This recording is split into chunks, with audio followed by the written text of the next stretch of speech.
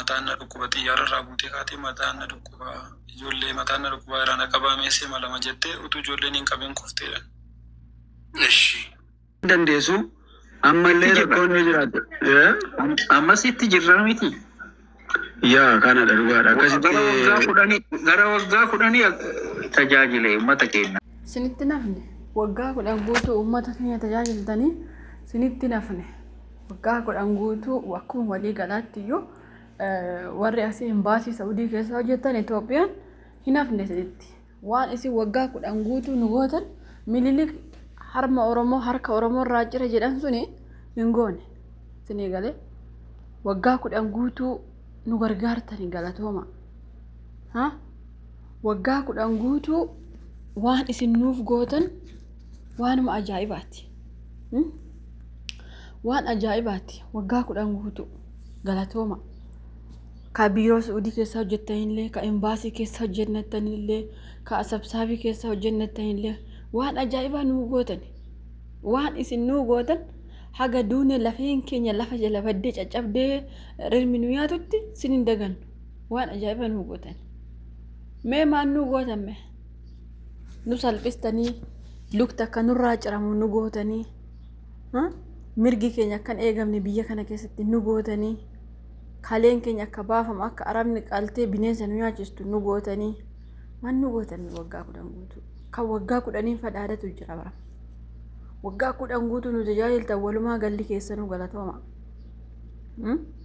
waan ajaa'ibaa nu goota waggaa kudhan guutuu reeffa biyya fe'uu fi kukkuttanii gara biyyaa gashuu keessaniif galatooma kanuma faayidaa isin fayyaddan mee faayidaa maa ka biiroon Saudii ka Itoophiyaa kun Saudii keessatti hojjechaa jirtan kuni mee waanummaa isin nu godha ani koo gurra kiyyaan dhagaye bara mucayyoon na bira teessee mucayyoon sun arsii'a biiroo daawwalattee biiroon sun akka feete si haa gootu hojiif biyyaa baate miti kan naan jedhee mucittii asii ufte siniin jedhe sana gurra kiyyaan dhagaye so biiroo taatee akkas miti maaltu sitti badee maal argattee maal nyaattee eessa raftee maal si rukutanii jedhama ture haga har'aatti mucayyoon sun cafaqamtee jiraachaa jirti sinii galee waggaa kudhan guutuu uummata keessan gargaartanii galatooma inumaa dubbiin mucayyoo kana afaan lama haasa'ama amma fakkeenyaaf abbaan manaa ishee gaafa dura haasa'e maal jedhe beektanii mataan na ukkuba jette garuu gaafasii marammaramtee baate immoo nagaa isheeti viidiyoo abbaan manaa ishee gaafa mana Mubaarak Musammaatti dubbatee fi viidiyoo inni kaleessa dubbate walii gargari kaleessa abbaan manaa ishee wanti ta'e haa ta'u jee ofirraa ka'ee dubbata gaafa duraa garuu abbaan manaa ishee sodaa of keessaa qaba maaliif beektanii waan godhan beekaneeyyuu doorsisu sinii galee yookaan mucaa keessan siniin kennu ijoo sababa yoo sin kana jette sin ajandaa akkasii buustan yoo waa baay'een doorsisuu danda'u garuu galata rabbii mucayyoon kunoo fayyitee jirti warra sheeqxanii viidiyoo waraabeenis galatooma warra qixanii mataa isheerraa ooftanii waan baay'ee gootanii fi isin galatooma garuu ani imbaasii keessaan hojjedha ani asabsaabii keessaan hojjedha ani waggaa qo'a isin gargaaree uummata koo akkatti isin bira aabbee nuun kijibina akkasitti nuun kijibina warri immoo koomentii kee deemte abbaa keenya guddaa kana akkas jechuun qabdan jettanii abbaa kee waliin haqii mataan galagali abbichuma kee nama guddaa kana kanummaa as keessaan hojjedhe jedhe fororoo kana waliin haqii galagali si galee mee haasoo isaa ageessanii viidiyoon gaafa dura mana Mubaarakitti waraabee fide as jala deema aggeeffadhe afaansaa akka inni itti giinga'u afaansaan dubbatu warra xiyyaararraa kuftee lafaan maree maaliin eessa dhageessan isin qoyi nama xiyyaararraa bu'ee lafaan maree lukti irratti citu eessa dhageessanii beektan ijoollee maashaa wadamtu hin jaane barkeessaafu ijoolleen biyya araba maa goyoomfamtu qoy isin amma oguma ittanii fudhattan ka sammuun keessan amanee fudhate xiyyaararraa buutee mataa isheetu naanna'ee lukti murraa cicite amma immoo deebisanii iyyuu mucaa gorsanii maal jedhu biyyatti qorra qabda miti biyyatti asmii qabda miti biyyatti qoricha fayyadamta miti akkas jedhanii viidiyoo waraabal akka mucaan bicha beekti bicha dubbatti mucaan inumaayyuu inuma xiqqoo ishiin qaanfatanii bar xiqqoo ishii wanti qaanii jedhamu haga xurii qeensa kanan jalaa isaan keessa hin jirtu bar ija diimeeffatanii waggaa kudhan guutuu uummata keenya gargaarreemi dhugaa rabbii isiniin jedhanii paaspoortii sirreeffachuu dhaqee waggaa 5 darbe baay'een keessa dhaqxee ta'uu danda'a. Salphinni bakka sana Oromoof jiru waan takkaaf hin jiru. Dhugaa rabbii. Biiroo hunda keessa kan akka biiroo sanaa nama hin kabajne biyya Saawudii kana keessatti hima hin jirre. Maa kijibde? Maan nu gargaartamme? Imbaasii keessa hojjedhu, asabsaabii keessa hojjedhu, bakka feete mataan galagalee hojjedhu garuu maa kijibde? Isin ijoo Oromoo gargaara. Uummata keenya gargaara waggaa meeqa guutu? Waggaa meeqa guutu osoo isin nu gargaartanii, otoo isin walii galtanii nama gaarii taatanii nu hojjettanii maareef ijoollee guyyaarraan qalamaa si baalaan naqama. Waan maal ta'eef osoo isin gaarii taatanii biyya eessaa keessaa mirgi keenya akka biyya kanaatti hin cabne. Isinii gali. Kanammoo hancabse isin warra biiroo as keessaa hojjetu malee mootummaa biyya kanaa miti. Amma baay'een keessa mootummaa biyya kanaa kumattu. Embaasii biyya kanaa kumattu. Keenya ka achi keessaa hojjetu. Keetu si qaluu jira as keessaa bar. Keetu si gurgurachuu jira bar. Ka lukarraa mururee gurgurachaa jirullee keenyu. Ka kalee baasullee keenyu. Isin wanna gurgurachaa jira maa kijibi darree mammoo. Uguma mucayyoon kun xiyyaararraa buutee wayyoo na qabaa mataan na ukkuba jettee lukti immoo irraa cite. Kuni kijiba guyyaa adii kijibamu. Si galee kijiba. Si gargaarree waggaa 10 guutuu simbira aabbanninis kijiba.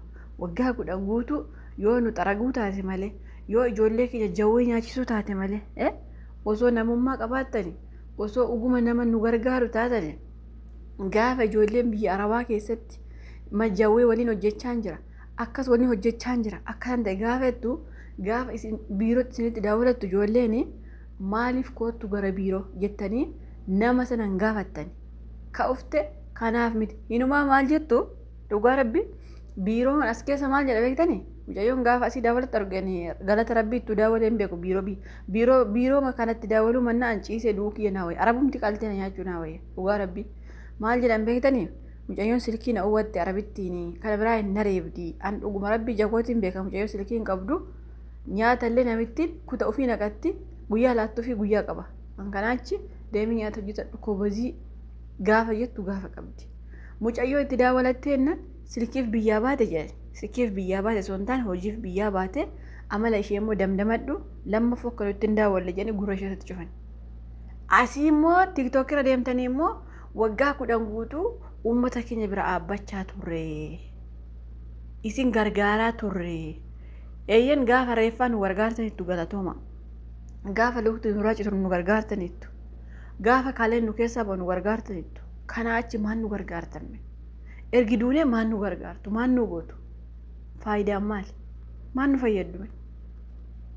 Inumaa osoo qaanfattanii okattaniitu maan gootanii gootanii as baatanii waggaa 10 guutuu waan uummata keenyaaf goone. Walumaa galatti ka biiroo biyya kana keessa hojjettan yoo uummata qaluu uummata keenya fixuu qaama keenya nurraa yaastanii gurgurachuu yoo ta'e malee maan nu fayyadamne? Faayidaa isin kan isinii goone jedhan kana jedhame. Indawum reeffi biyya namaati fe'amee gala. Si galee biyya Saawudii kana keessa garuu reeffi galu muraasa. Si baalatti naqan. Maaliif biiroo maal qabdane? Biiroo keessa kamtu sii gaafata? As deemtanii immoo nagaa fakkaattanii walii galtanii kan nu nyaattan walii galtaniitu. Si galee osoo karaa tokko namni tokko cimee osoo ugumatti waggaa 10 nu gargaartanii namni tokko waan akkasii keessa hin jiraadhu waan akkasii keessa hin hojjedhu jee otoo as bahee balaaleffate dubbate biiroo sun nurraa cufamaa jechuudha. Garuu walii galtaniitu ka isin ijoollee keenya fixaa jirtan soba. Waggaa 10 guutuu gargaarsa isin nu gargaartan waan takka nagarre. Yoo reef aqxanii iqxanii gara biyyaa gashuu taate malee. Yoo namni luka irraa ciccite aqxanii gaafachuu viidiyoo of waraabuu yoo taate malee. Inkijibina soba. Ergi dubbiin dhugaa taate arrabni xaxamu maaltu fidire? Dhugaan ikkoo yoo ati afaan qabde finyaa hin dubbatti ni jedhan dhugaa dabar. Amma namichi kun jaarsi kuni yeroo haasoo isaa hin gadda agartanii too ta'e afaan san xaxamu dubbachuu hin danda'u. Si galee maaliif ree namni mataa dhukkubsatee lukti irraa citamu yeroo jalqabaa fagoo gooteen kasi dhukkube mataa gara lukaatti immoo gadi sokke lukti immoo sirraa cirame.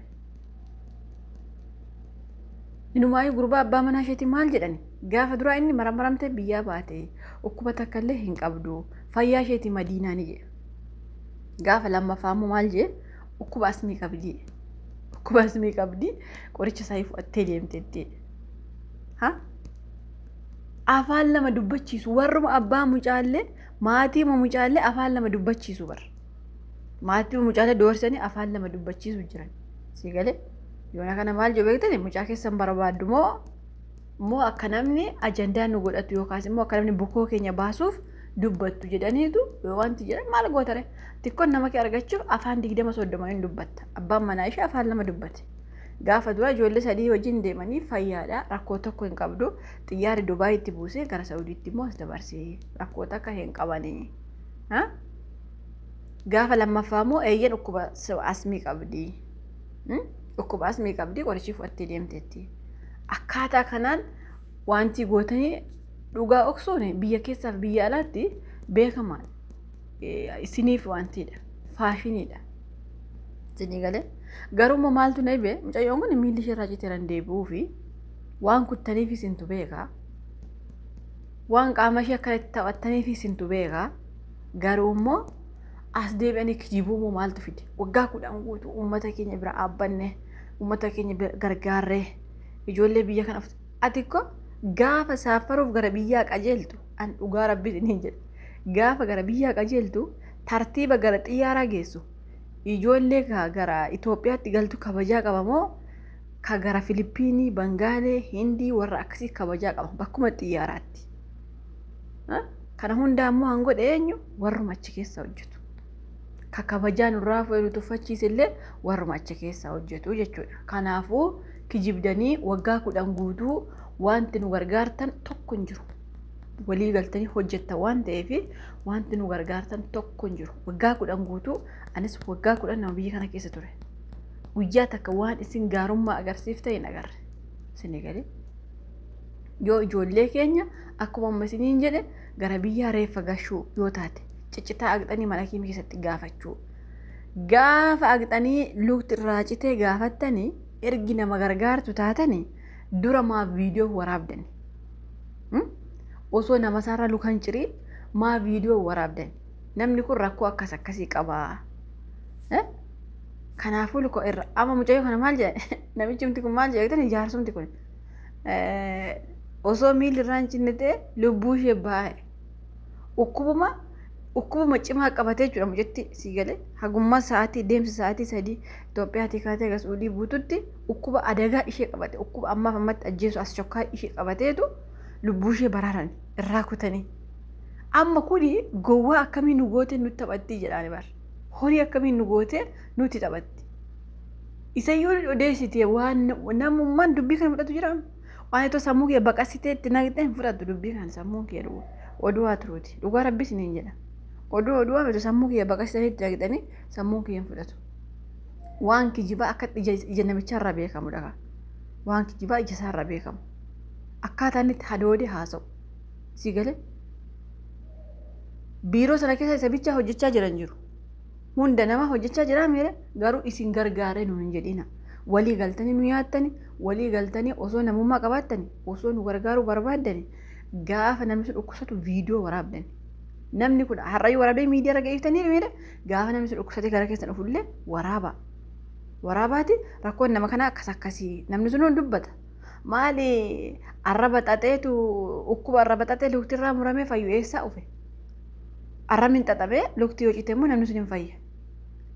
Kijibuma daangaa darbe kan akka mucayyoo kanarratti ishee xaxame abadaan an argeen beeku. Kijiba hagana gahee argeen beeku. Irratti wal qindeessitanii haala mijeessitanii kijiba hagana gahu yeroo irratti lafaan ooftan sheemis hin qaba. Kanaafuu mucayyoo kana harka namaatiin akka baadde beekamaadha. Garuu baga lubbuun ishee wali. Maaliif ofuma keessa ofitti ragaa baate. Ofuma keessa ofitti ragaa baatu. Afaan xaxameennan lukarraa kunne lubbuu isheetti deebi'e. Maa mormarraan kutiin bakka ajjeeftanii itti bara mucayyoon kun harka namaatti gashtanii fayyaatti. Kana mannaasuma ajjeeftanii waan gootanii turuu ture. Dhugaa rabbi fayyaatti mucaa fuutanii mucaa deemtee hin quufne mucaa fiigdee hin quufne harka namaatti gashtanii seessan. Yookaan mucayyoon kun mana arabaa seente rakkoo irra gahe agixee irraa cite yoo jettan maa rakkoo qaba. Xiyyaararraa buuteetu akkas taate. Xiyyaararraa buute akkas taate.